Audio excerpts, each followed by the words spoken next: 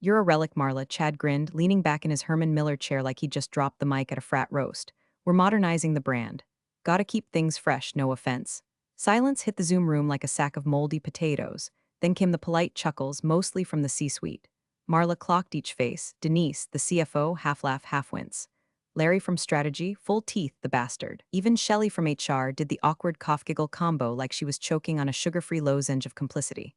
Marla smiled, too, tight, measured. The same smile she wore when a client made an inappropriate joke during a pitch meeting or when her ex-husband claimed the dog preferred him. Behind the screen, her knuckles whitened on her coffee mug, the one with Executive Whisperer printed in gold foil. Gag gift from a client she helped place in a Fortune 100. A client Chad would sell to a chatbot if it helped him score a bonus. He wasn't even trying to be subtle. That's what stung the most. At 52, Marla had 20 years of trench work in the recruitment game, C-level deals inked over sushi at Nabu, back-channel calls during boardroom purges, even a midnight flight to Denver once to salvage a CEO placement that was about to detonate. Now, a boy with tight pants and looser ethics was out here calling her a fossil in front of the people she'd built this place with. You know what else stings? Knowing 97% of the people hearing this kind of story, yeah, you never hit the subscribe button. Do us a favor and change that. It's like a tiny you got this, Marla, every time someone on the team sees it. It keeps the wine cold and the revenge hot. Back to our regularly scheduled humiliation. The rest of the meeting was just noise. Revenue updates, pipeline projections. Marla's slide on client retention metrics was skipped entirely. Chad breezed into his portion with a Canva deck so loud it probably came with a ring light.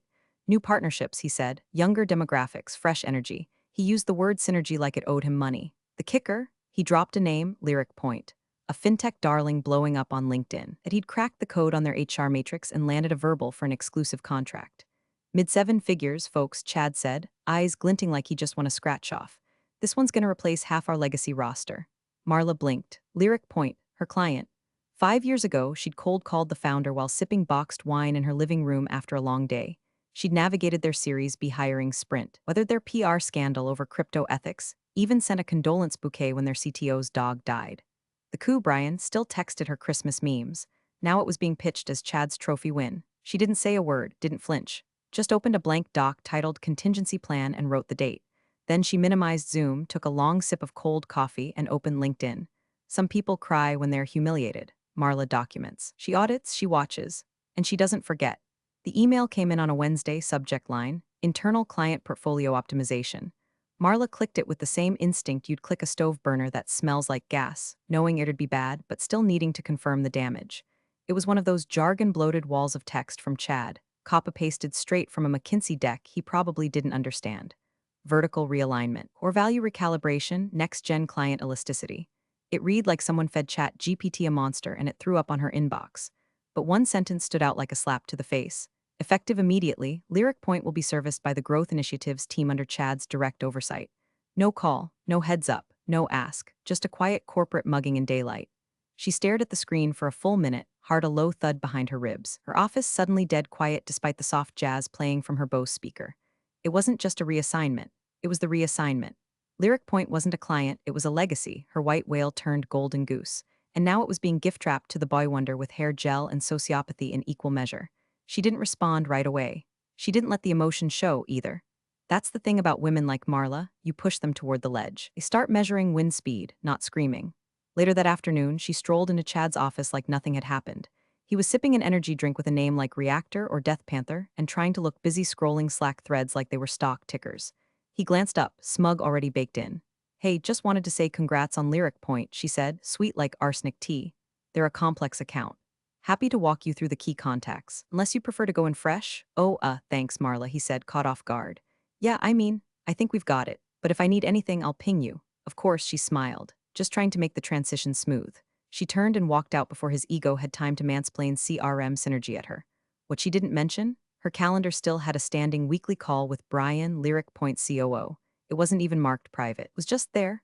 Every Thursday at 9 a.m., right between her second cup of coffee and her third reason not to quit on the spot. She didn't cancel the meeting. She didn't even bring it up. Instead, she opened her filing cabinet that night and started printing. Contracts, onboarding briefs, email chains, anything that showed her fingerprints all over the Lyric Point relationship. She wasn't going to wave them around. She wasn't stupid. But if anyone ever wondered whose baby that account really was, she'd have the receipts laminated and alphabetized.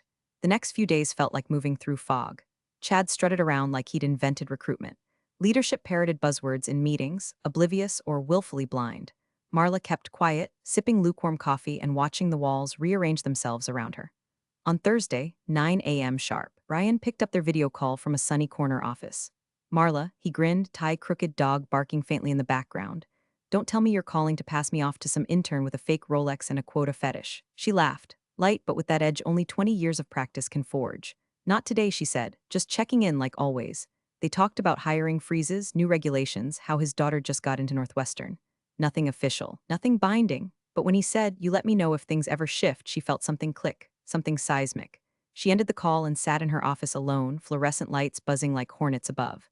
Somewhere outside, Chad was probably taking credit for her groundwork while mispronouncing the client's CFO's name. But Marla wasn't angry. Not anymore. She was studying the chessboard and realizing she still had most of the queens. The invite went out at 9:12 a.m. on a Friday, wrapped in gold borders like a wedding announcement and stamped with the subject line, Annual Executive Leadership Retreat RSVP required. Marla's inbox didn't ding. She saw the buzz on Slack first. Shelley from HR posted a dancing gif with the caption, Cabo, here we come, Party Tropical # Retreat Crew Cabo. Marla blinked at the screen like it had slapped her. Cabo was the firm's crown jewel retreat. Every year since 2010, she'd flown down with the team, clinked overpriced cocktails, and made deals in infinity pools while pretending to care about trust falls and corporate yoga. She'd roomed with the CFO one year and watched her puke a $90 mojito into a seashell planter. She'd once landed a COO placement while sipping tequila and applying SPF 50 under a palm tree. And now, nada. No invite, no whoops, must have missed you. Not even a BCC pity inclusion. She waited, assuming maybe it was staggered. By noon, it wasn't staggered, it was targeted. At 1:17 p.m., she walked calmly into HR. The director, Claire, mid-30s, always wore linen like she lived on a yacht, looked up from a stack of folders. Oh, Marla, hey. Just checking on the Cabo retreat, Marla said, polite as ever. Did the list go out? Claire gave her a look. The kind people give before delivering a line their spine won't support. Yeah, it did. We had to tighten the guest list this year. Budget and space constraints. Marla's brow barely twitched, I see. And the growth initiatives team made the cut, Claire coughed. Well, yes, they've been key to some of our expansion plays this quarter. Translation, Chad's frat bros get mojitos. Marla gets a yogurt from the break room and a polite shove off the cliff. Got it, she said. Thanks for clarifying. Back in her office, Marla closed the door, not slammed, closed. Her heart didn't race, her palms didn't sweat. She'd been overlooked before, hell, she built her career on being underestimated. But this was strategic, and now so was she. That night, she stayed late, not burning with anger, but powered by something quieter, something colder. She opened her email archive, found the original Lyric Point contract she'd drafted with Brian back in 2019, and printed it. Next came onboarding documents for other top clients she'd wrangled over the years, Cross-Hex, Ventricore, Heliopath. All accounts Chad now strutted through like a peacock with someone else's feathers. Each document got its own folder. Labeled, dated. Then she combed through her inbox for moments no one else remembered. That time she flew to Phoenix last minute to patch a boardroom implosion. The time she rewrote a botched employment offer at midnight to salvage a VP hire. The screenshots, the drafts, the wins, she didn't need revenge fantasies. She needed records. This wasn't petty. This was preservation. And it wasn't just paperwork, she was also watching people. In meetings, she clocked every sideways glance when her metrics were mentioned but not celebrated. She saw how Chad began speaking over her, how leadership started parroting his buzzwords like parrots on Red Bull. She noticed how her updates were shifted later in the agenda, after attention spans had already left the room. Even her desk felt colder, like the building was already erasing her. Fine, let them. They didn't know it, but they were giving her a gift, freedom to act, to build, to document without suspicion. They thought they were phasing her out, but really, they were handing her the perfect alibi. She put the folders into a drawer labeled Legacy Accounts, locked it, and tucked the key into her blazer. Then she turned off her monitor, smoothed her skirt, and walked past the glassy-eyed interns who'd be vomiting mojitos in Cabo soon enough. Marla didn't need their retreat. She was building her own island. They met at an unremarkable bistro tucked between a vape shop and a psychic reading place that doubled as a tax prep center in the off-season. One of those places where the bread's cold, but the waitress calls you Han like she means it. Neutral turf. Forgettable. Exactly what she wanted. Brian slid into the booth across from her, jacket slung across the vinyl seat, eyes bloodshot in that tech exec on the verge way. He looked like a man allergic to rest and recently betrayed by kombucha. Jesus, Marla, he said, grinning like he'd found the only sane person left in the simulation. It's good to see you. They didn't hug. They weren't huggers. Too many NDA-laced years for that, but they settled in like two old warriors swapping stories at the edge of the battlefield, and for 20 minutes it was just catch-up. His daughter made varsity soccer. Her dog needed dental work. He'd started taking magnesium because his wife follows a TikTok doctor with a PhD in vibes. But eventually, the pleasantries thinned and reality stepped in, wearing a crooked tie and holding an invoice. So he said, stabbing his Caesar salad like it owed him money, this Chad kid. Marla didn't blink. He's something. Keeps sending us templated candidate decks like we're a Saw S shop with interns to spare. One guy had alpha leadership listed as a soft skill. Marla snorted into her club soda. He tried to walk our CTO through compensation strategy. Brian continued, lowering his voice, like we hadn't taught him what a signing bonus is. It's messy, sloppy, no follow-through. We're seeing echoes of desperation in the way he talks contracts. Feels like someone told him to land and expand, but forgot to explain what relationships are. Marla shrugged like it wasn't personal, though every cell in her body was lighting up with vindication. Not rage, not even satisfaction, just confirmation. You know what this place needs? Brian said, chewing slowly. A boutique team. No fluff. People who know how to whisper to a board and wrestle a VP offer into compliance without triggering 3 lawsuits. He didn't look up when he said it, just sipped his iced tea like he hadn't just handed her a loaded weapon. Hypothetically, she said, voice calm as a Sunday hangover, what would it take for you to back a firm like that? One that doesn't worship buzzwords or inflate fees to afford beanbags and kombucha taps?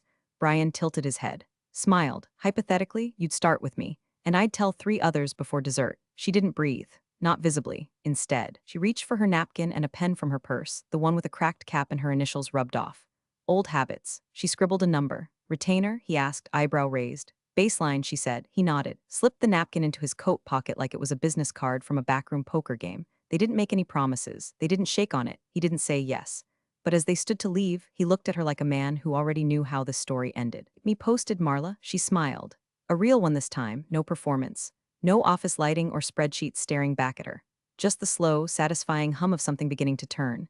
When she stepped back into the street, the wind whipped her hair into her face, but she didn't care.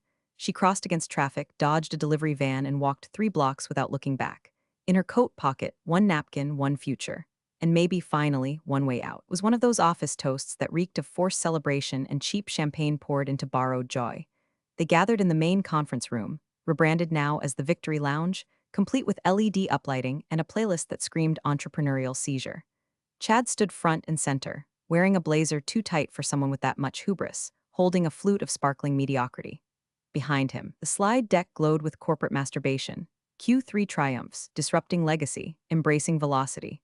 Marla took her usual spot near the back, next to the faux ficus plant that hadn't seen water since Obama's first term. She held a paper plate of stale shrimp cocktail and smiled like a woman 2 inches from snapping a neck with a well-aimed heel. Chad raised his glass like he was about to free a country. Team, he chirped, high on the fumes of his own bullshit. When I joined this firm, we had a vision problem. We were burdened by, well, let's call it what it was, legacy baggage. Laughter. Light, tentative, mostly from his new hires and Denise from finance, who would laugh if you told her the office was on fire. But look at us now, he beamed. We've modernized, streamlined, rebranded. And I'm thrilled to announce, drumroll please, that Lyric Point has just committed to an 8-figure engagement for next quarter. 8 figures. The room erupted into claps and hollers like someone had just proposed to a Kardashian. Chad winked, actually winked. Fresh revenue from a fresh approach, folks. This is the new frontier. Marla clapped too, 1-2, light, hollow. She smiled with just enough teeth to pass for engaged. No one noticed the tiny twitch in her left hand, when wrapped around her phone beneath the table. By the time Chad finished his monologue, something about synergistic momentum, Marla had already booked a table for one at her favorite quiet bar. The kind with deep booths, burnt orange lighting, and bartenders who don't ask why your hands are shaking. She left before the cake. At 9:43 p.m., she was home with a glass of red and her laptop open. The glow lit her face as she typed with surgical calm. Name of entity, Marla & Co. Type, professional limited liability company services offered.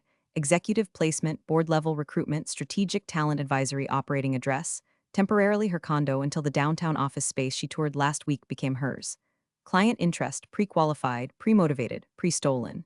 She double-checked the paperwork, triple-checked, entered her card, hit submit. Confirmation email dinged like a gunshot in a church. She sat back and stared at the screen. This wasn't revenge, it was reclamation. They thought they were phasing her out, burying her under buzzwords and birthday cupcakes. But all they'd done was clear the field. She wasn't legacy baggage. She was a loaded freight train. And Chad, he was a child playing with matches in a fireworks factory. Her rebellion wouldn't be loud. It wouldn't be messy. It would be surgical, precise, and eventually public. She closed her laptop, finished her wine, and turned off the lights. In her kitchen drawer, she dropped her old company badge. Next to it, a new one was coming. It would say founder. The first sign was the silence. Not the comforting kind you get when the office printer finally shuts up, but the cold, sticky kind that creeps in when something vital's gone missing and nobody wants to name it. It started with Heliopath, their account manager. Wide-eyed MBA who thought grit meant skipping oat milk, posted in Slack. Anyone got a read on Helio? They haven't returned our last two candidate decks. Then VentureCore, client pushed back our onboarding call again. Said they're reevaluating engagement parameters. WTF does that mean? By Wednesday, the panic got bold. One of Chad's cronies dropped this nuclear gem. They say we're unethical? No one responded. In the fishbowl meeting rooms, could see the tension bloom, shoulders tighter, tones clipped. Chad started calling meetings twice a day, pacing like a dog that knew the leash was coming.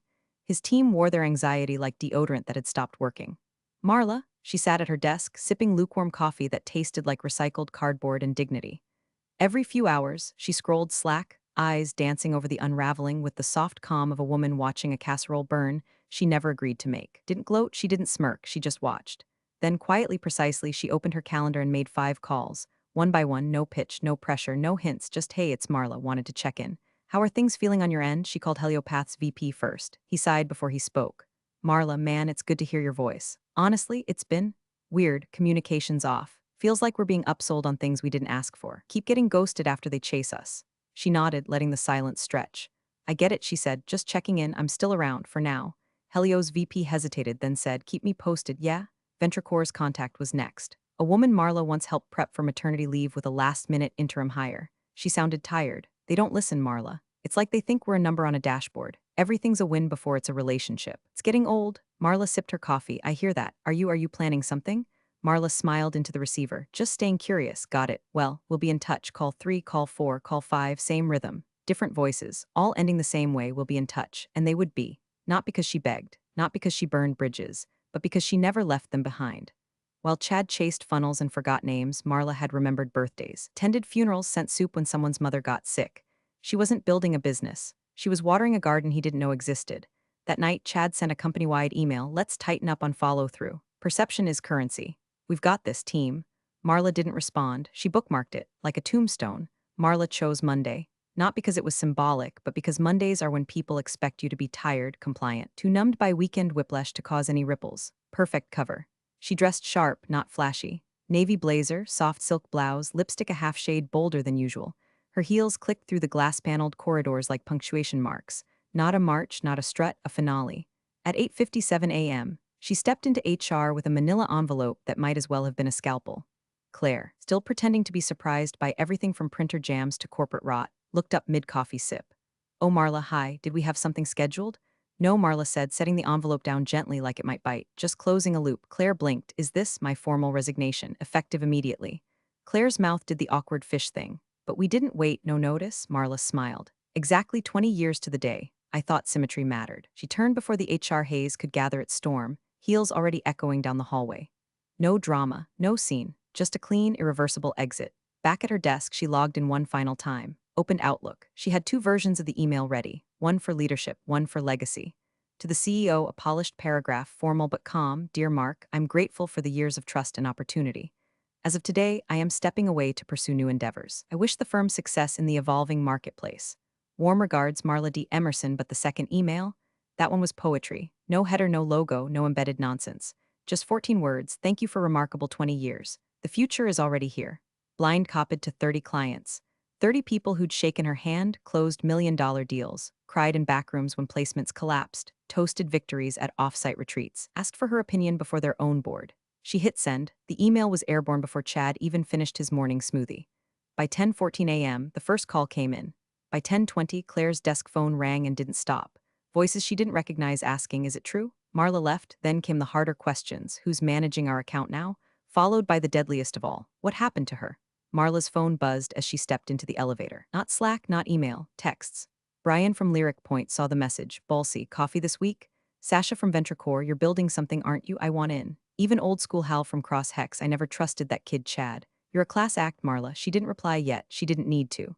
By the time the elevator hit the lobby, her autoresponder was active. Thank you for remarkable 20 years. The future is already here. She stepped into the sunlight. The wind was sharp but honest. The kind that cuts but clears. She didn't look back. There was nothing left worth seeing. The Lyric Point press release dropped at 7:03 a.m. on a Wednesday. No warning, no whispers. Just a clean, brutal paragraph posted to their corporate page and quietly blasted to media contacts who'd been waiting for blood in the water. Effective immediately. Lyric Point is terminating all contractual agreements with Albridge Executive Search due to ethical misrepresentation and failure to meet standards of professional conduct. No names, no elaboration, just a bullet to the spine. At 7:05, Albridge's leadership group chat, cleverly titled Eagle's Nest Eagle, went thermonuclear. The CEO typed WTF is this in all caps while Denise from finance asked if it was a prank. Chad hadn't even read it yet. He was still in bed, drooling on his pillow, probably dreaming of TikTok metrics and artisanal protein powders. By 8 o'clock, the full team had been pulled into a mandatory all-hands emergency Zoom. Most people joined still in pajamas, blinking like dazed animals. Chad wore a hoodie and the hollow confidence of a man who'd never read a contract he hadn't scanned for keywords. This is a misunderstanding, he insisted, voice cracking over spotty Wi-Fi. They've been a little unpredictable lately, but we're handling it. I'm reaching out personally. Then Sasha from VentureCore froze the call like an icicle through the jugular. Her email hit the shared inbox before Chad finished his sentence. Pending internal audit, VentureCore is pausing all new executive placements with Albridge. Do not contact us further until legal reviews are completed.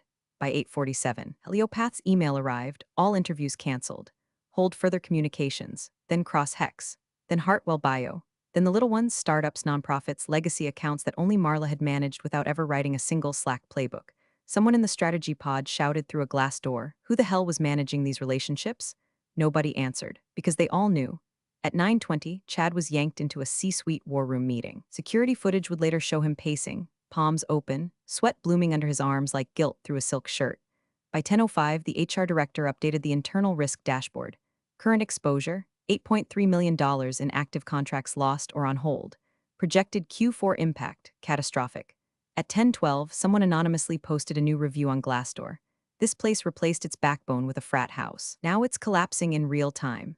Former executive, 20-plus years meanwhile, in a sunlit kitchen with olive green cabinets and a 12-year-old terrier snoring under the table, Marla sipped Cabernet from a chipped mug and watched the fallout unfold on her iPad. She didn't smile, not really. She exhaled, long, slow, like a woman who'd held her breath for a decade and finally got to taste oxygen again. Her phone buzzed. Brian, let me know when you're ready to scale. Lyric Point's board wants a long-term solution. She muted it and poured another glass. She scrolled Glassdoor again. The firm's rating had dropped from 4.6 to 2.3 in less than 24 hours. The headlines were poetic. Leadership has no integrity.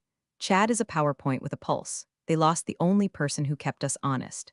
The sun hit the window just right, casting light across the contract folders she'd organized weeks ago, neat, dated, tagged like a funeral guest list for every account they'd squandered.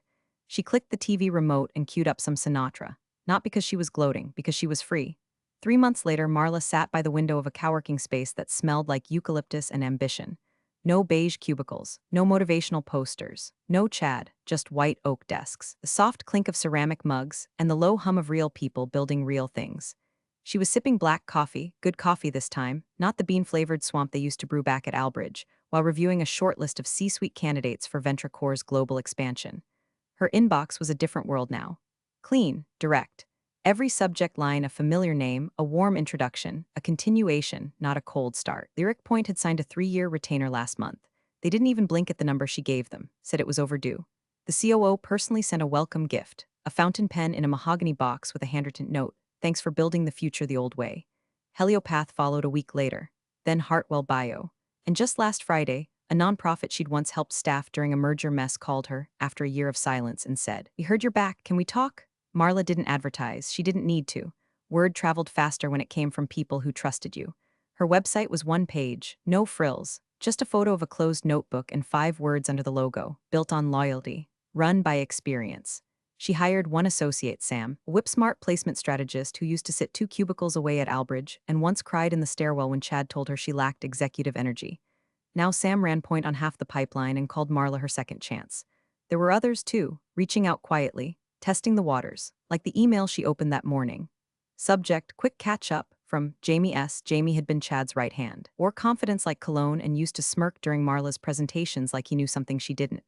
Now his message was short, polite, nervous in all the right ways. Hey Marla, I hope you're well. I heard what you've built and I've been reevaluating some things. I'd love to chat if you're open to it. No expectations, just respect. She didn't reply right away. Instead, she looked out the window. Downtown shimmered below, full of noise she no longer owed anything to. She was never the loudest in the room, never the one giving champagne toasts or pushing hashtags, but she'd been listening, watching, documenting, and when the house started to burn, she didn't run for water. She built her own, brick by brick, name by name, relationship by relationship. Turns out being irreplaceable just takes patience. And receipts. Appreciate you sticking around, you legends of the break room. Subscribe for more chaos. Let's make your old managers spill their coffee in fear.